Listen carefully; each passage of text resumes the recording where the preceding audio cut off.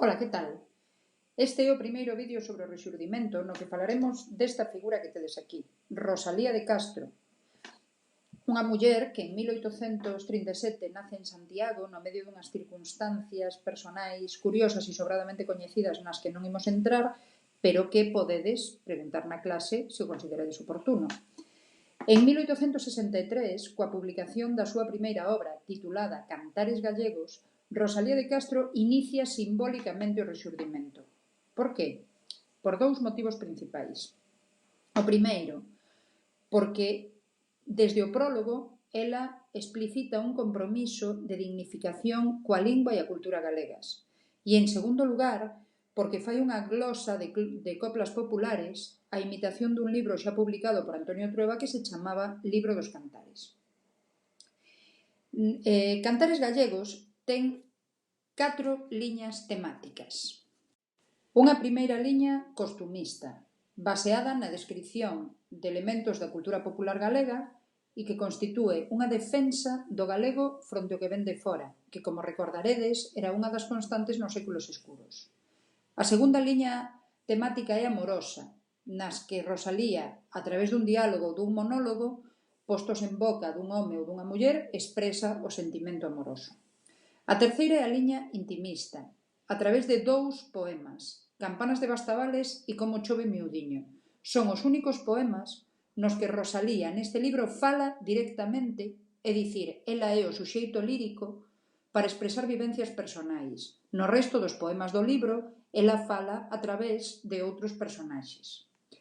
E por último, a cuarta liña é a liña de denuncia, na que os temas principais son a emigración, o abandono de Galicia, a explotación dos galegos, nos que Rosalía ten unha voz orixinal e fortemente crítica.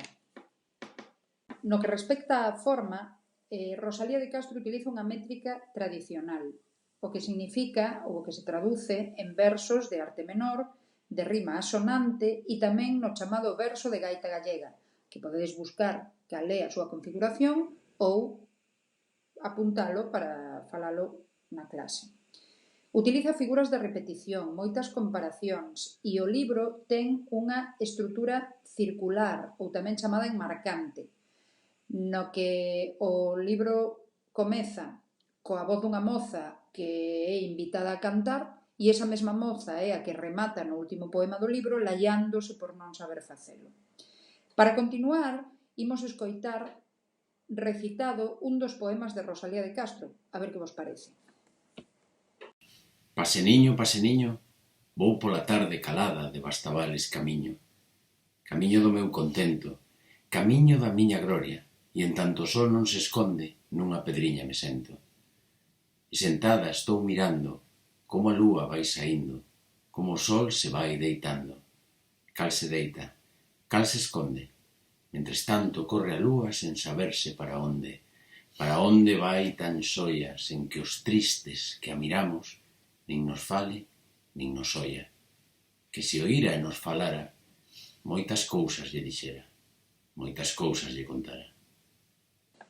E agora continuamos coa segunda obra de Rosalía de Castro, Follas Novas, obra que publica en 1880 e que coincide no ano de publicación con Aires da miña terra de Curros, que veremos máis adiante, e que constitúe a consolidación do Rexurdimento. Follas Novas é unha obra de máis calidade poética, non responde a un proxecto unitario, son poemas que Rosalía veu escribindo durante estes anos e que decide publicar todos xuntos, pero non ten esa característica que si tiña Cantares Gallegos, vale?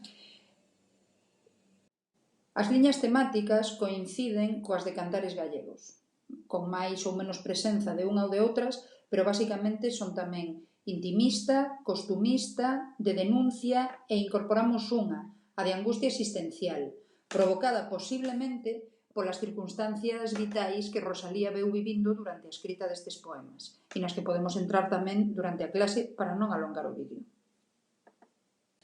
O que sí que ten Follas Novas é unha estructura clara. A obra está dividida en 5 libros: Vaguedás, Do íntimo, Varia, Da terra, Viúvas de vivos e Viúvas de mortos. Os 2 primeiros correspóndense cun discurso pesimista e angustiado. Son poemas, sobre todo intimista, de carácter subxectivo, que parten da experiencia de Rosalía e que tratan de levar esa reflexión ao resto da humanidade. Os dous últimos, tanto da Terra como Viúvas de vivos e Viúvas de mortos, que recibe o nome dunha denominación popular que, se non coñecedes, tamén podemos comentar na clase, está composto por poemas reivindicativos do popular e do home galego. Retoma algúns temas que xa estaban presentes en Cantares, como a denuncia da emigración e a demanda de xustiza social.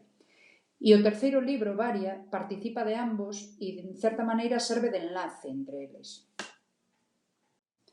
En canto á lingua de Rosalía de Castro, é unha lingua dialectalizada. Recordade que os autores do Rexurdimento aínda non teñen a axuda dunha norma estándar que lles diga como hai que escribir o que está ben e o que está mal, e a súa lingua, entón, está baseada na lingua oral. Está inzada de vulgarismos, de hiperenxebrismos, de castelanismos, ten características propias da súa área dialectal, como é o seseo, pero o máis importante é que teñamos en conta que Rosalía de Castro é unha das figuras máis importantes da literatura galega e non só da literatura galega. Fixadevos nestes dous detallitos que temos aquí. Rosalía de Castro apareceu nun sello de correos de España e apareceu nos billetes de 500 pesetas, que era a moneda anterior ao euro, como supoño que sabedes. O que vos dá idea da importancia que tivo tamén fora da literatura galega. A literatura galega aporta principalmente coa publicación de Cantares o inicio da recuperación da cultura galega. Recordade que cando Rosalía publica non se coñece a literatura medieval, polo tanto a visión que temos da cultura é moi diferente que temos agora. En segundo lugar, reivindica o papel da muller na cultura galega e sobre isto tamén podemos profundizar na clase. En terceiro lugar, Follas Novas xa compite en igualdade coa poesía propia da súa época. E en cuarto lugar, e non por iso menos importante, desenvolve todas as liñas temáticas que formaron parte anteriormente e que van formar parte da poesía galega. Pero non só na literatura galega.